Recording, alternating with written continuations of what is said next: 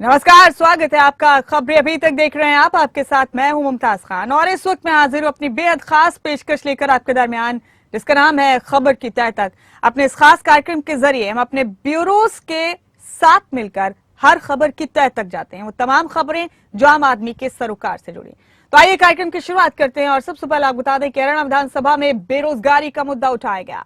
Monsoon सत्र के आखिरी दिन बेरोजगारी का मुद्दा उठाया गया। मैम से निर्दलीय विधायक बलराज कुंडू के सवाल पर सरकार ने जवाब दिया।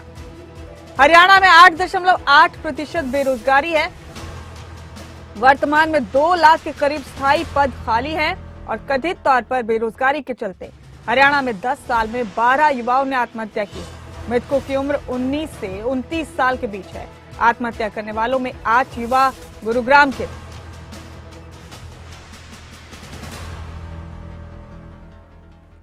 तो हरियाणा विधानसभा में बेरोजगारी का मुद्दा उठाया गया। विधायक बलराज कुंडू ने मुद्दा उठाया, जिस पर सरकार ने जवाब दिया। मानसून सत्र के आखिरी दिन सदन में बेरोजगारी का मुद्दा उठाया गया।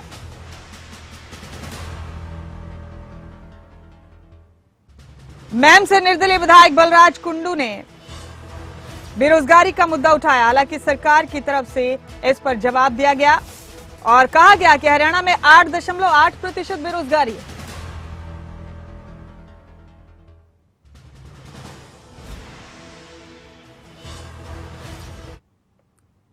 इस वक्त हमारे साथ हमारे स्टेट हेड जितेंद्र चौधरी बने हुए हैं सीधे, और हमारे साथ शिमला से हमारे ब्यूरो हेड प्रदीप ठाकुर भी बने हुए हैं। शिमला का रुख बाद में करेंगे। जितेंद्र, हरियाणा से अहम खबर दी हम अपने दर्शकों को। हमने आखिरी दिन था मानसून सत्र का कल और बेरोजगारी का मुद्दा उठाया गया। निर्दलीय विधायक बलराज कुंडू ने बेरोजगारी के मुद्दे पर बात करते हुए सरकार से सवाल पूछे।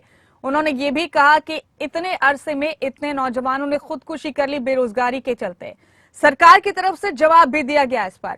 इस खबर की तह तक कैसे जाएंगे जितेंद्र, असल सूरत हाल है क्या? देखिए, प्रदेश की जनता इस बात को बखूबी जानती है कि हरियाणा विधानसभा के 3 दिन के मॉनसून सत्र में कई मुद्दे जो हैं विपक्ष की तरफ से उठाए गए, जिनका सत्ता पक्ष की तरफ से जवाब दिया गया था। इसी प्रकार का ये मुद्दा निर्दलीय विधायक बलराज कुंडू की तरफ से उठाया गया था।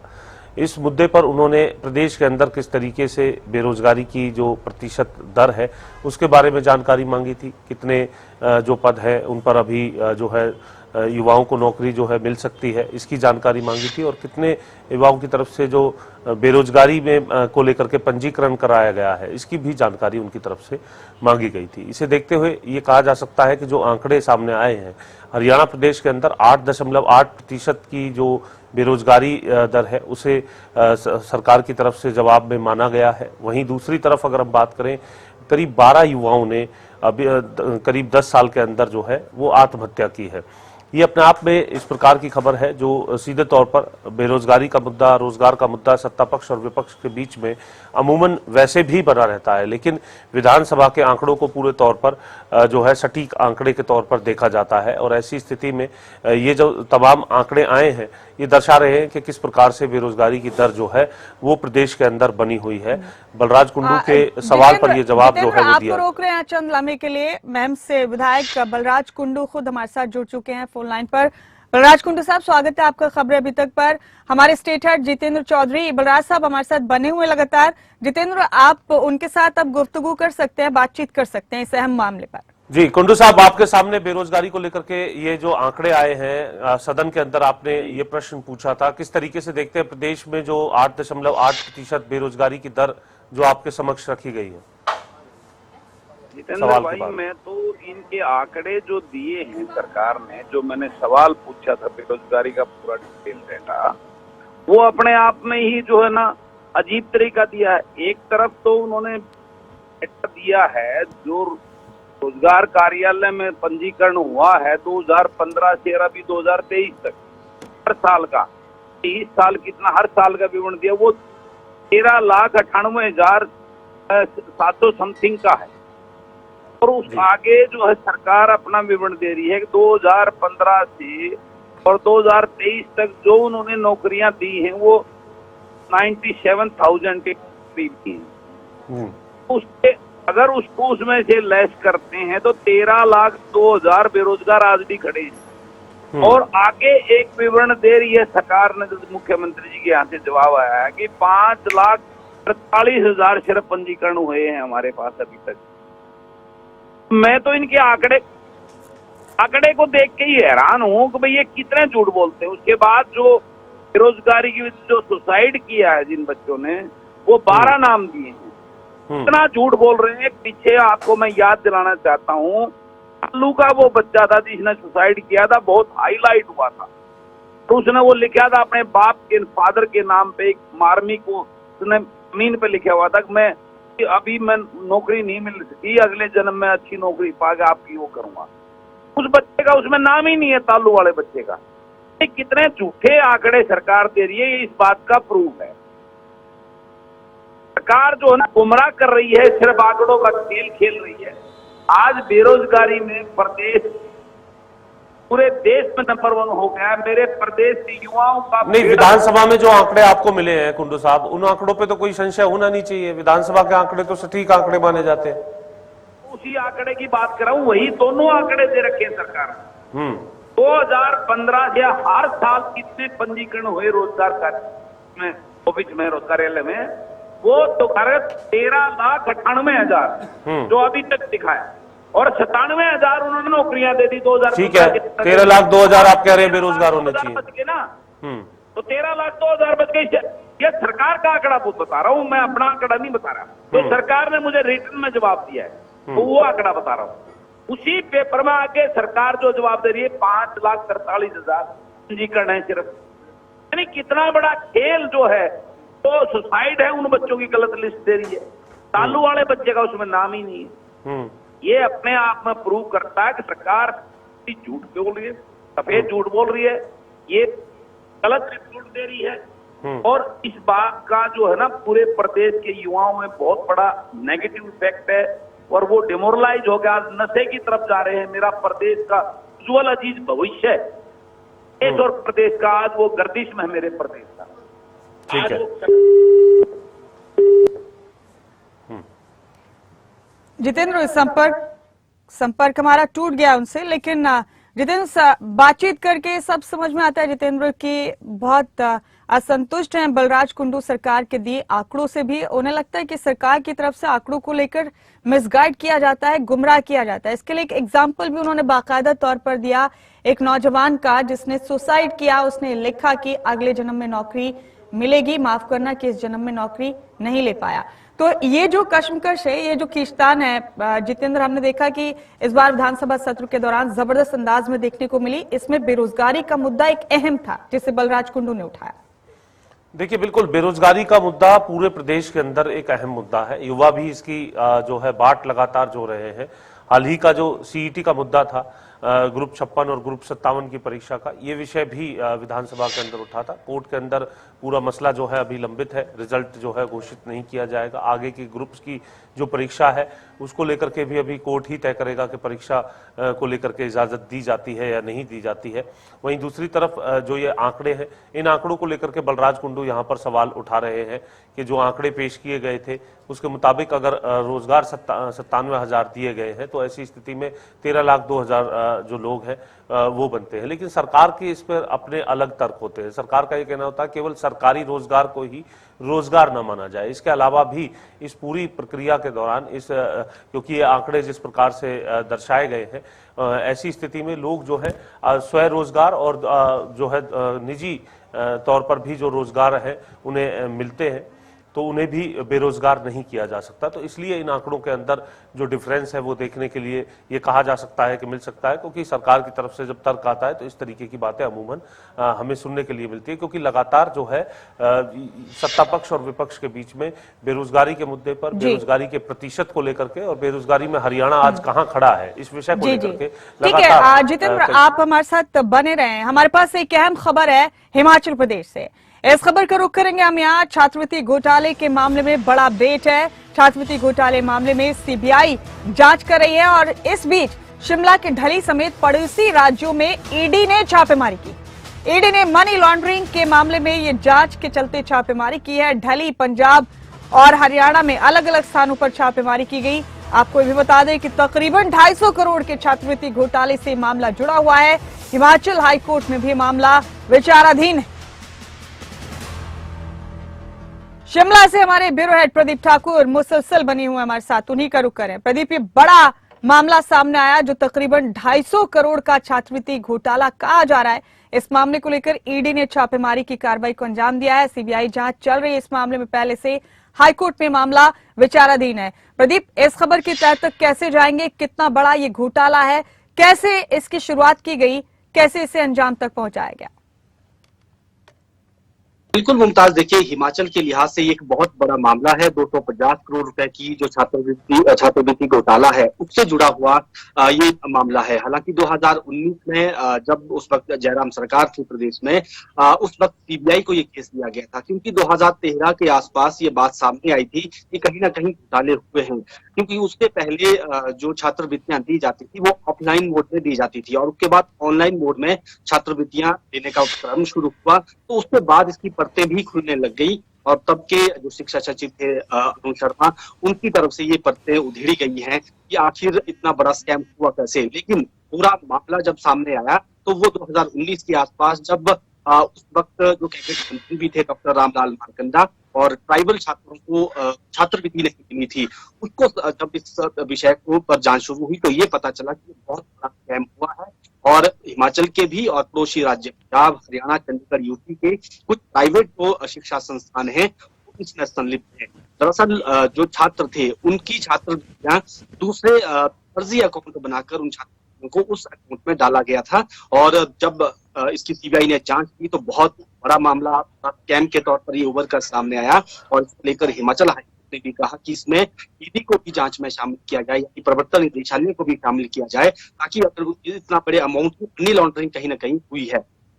अब ईडी मामले में अब अपनी जांच कर रही है, आगे जांच तेज कर दी गई है। कुछ लोग 7 से 8 के करीब लोग इसमें गिरफ्तार भी हुए हैं, शिक्षा विभाग के ही वो पूर्व कर्मचारी हैं। तो ऐसे में उन लोगों के खिलाफ जो मामला बना है उसके आधार पर, उनके ठिकानों पर, उनके जो कॉन्टैक्ट थे उनके ऊपर छापेमारी पिछले कल की है और आने वाले दिनों में भी इस तरह की छापेमारियां तेज हैं, क्योंकि मामला बहुत बड़ा है और इस वक्त ये हाईकोर्ट में भी विचाराधीन है और कई छात्र जो है इसमें छात्रवृत्ति से वंचित रह गए थे। जो केंद्र से प्रायोजित स्कीम है छात्रों से जुड़ी हुई, वो छात्रवृत्ति छात्रों को मिलती थी। इसमें 10वीं में जो मेरिट में आते थे, 12वीं में और कॉलेज लेवल पर मेरिट में छात्र आते थे, उनको छात्रवृत्तियां दी जाती थी। लेकिन बात जांच में सामने आई कि छात्रवृत्ति उन जो पात्र छात्र हैं उनको ना मिलकर फर्जी नाम, फर्जी अकाउंट्स के जरिए प्राइवेट इंस्टीट्यूट को इसमें शामिल करके उनके साथ ये बड़ा तालमेल किया गया और अब इस पर जांच आगे तेज हो गई है। तो प्रदीप, अब जाहिर सी बात है छापेमारी की कार्रवाई शुरू की गई है तो बहुत मुमकिन है कि लंबी भी चल सकती है। तो देखिए लंबी चल सकती है और साथ साथ और गिरफ्तारियां भी हो सकती है, इसको लेकर भी अच्छा है, क्योंकि 250 करोड़ रुपए कोई 2-4 लोगों के वश में या 8-9 लोगों के वश में नहीं है कि उन्होंने ही इतना बड़ा घोटाला किया होगा, बल्कि इसमें साफ जाहिर हो रहा है कि इसमें बड़ा एक चेन है। इसमें प्राइवेट जो संस्थान है वो भी इन्वॉल्व है, उनके साथ साथ जो शिक्षा विभाग में, जो उच्च शिक्षा विभाग में कर्मचारी हैं वो भी इसमें इन्वॉल्व हैं, क्योंकि गिरफ्तारियां हुई हैं। कल अगर बात करें तो शिक्षा विभाग के ही एक पूर्व अधीक्षक, उसके छापे, उनके ठिकानों पर छापेमारी हुई है, वो भी अरेस्ट भी हैं। तो ऐसे में बाकी भी ऐसे लोग हैं जिनको इस तरह से उनको पूछताछ के लिए भी लाया जा सकता है, उनके साथ उनसे और पूछताछ जो हुए हैं से होगी। उसके बाद पूरी चेन खुलेगी कि आखिर पूरा जो 250 करोड़ का स्कीम हुआ है ये पैसा कहाँ गया और किस को बनता है और कैसे बनता है। तो ये बड़ा जांच का विषय है और इसको लेकर, क्योंकि जो हाईकोर्ट है वहां पर लगातार 7 चार्जशीट अब तक दायर हो चुकी हैं, सीबीआई ने भी हैं, लेकिन अब ईडी ने जिस तरह से इस मामले को पकड़ा है उसके बाद इसमें और बढ़ने की संभावना है। जी, तो बहुत मुमकिन है कि ये नेक्सस लंबा भी हो सकता है, नेक्सस बड़ा भी हो सकता है प्रदीप, और जिन चीजों की अभी तक जानकारी नहीं है, कई नाम ऐसे भी इसमें खुलासे होकर सामने आ सकते हैं जो हैरान करने वाले हैं।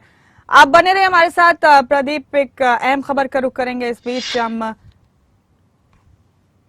बता दें अपने दर्शकों को कि रक्षाबंधन पर प्रधानमंत्री ने महिलाओं को बड़ा तोहफा दिया है। घरेलू एलपीजी सिलेंडर 200 रुपए सस्ता हो गया है। मुख्यमंत्री मनोहर लाल ने इसको लेकर प्रधानमंत्री का शुक्रिया अदा किया। रक्षाबंधन की पूर्व संध्या पर प्रधानमंत्री ने सभी बहनों को तोहफा दिया, ये कहना है मुख्यमंत्री मनोहर लाल का।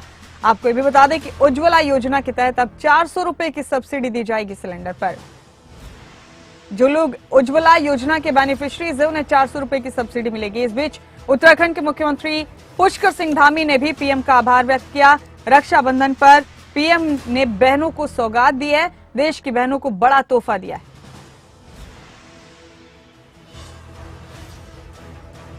तो हरियाणा के मुख्यमंत्री और उत्तराखंड के मुख्यमंत्री पुष्कर सिंह धामी ने प्रधानमंत्री नरेंद्र मोदी का शुक्रिया अदा किया है गैस सिलेंडर पर सब्सिडी दिए जाने को लेकर। आज प्रधानमंत्री जी द्वारा की गई घोषणा का स्वागत करता हूं कि रक्षाबंधन के पूर्व संध्या पर बहनों को एक तोहफा दिया है कि जो गैस सिलेंडर थे वो 200 रुपया सस्ता कर दिया है।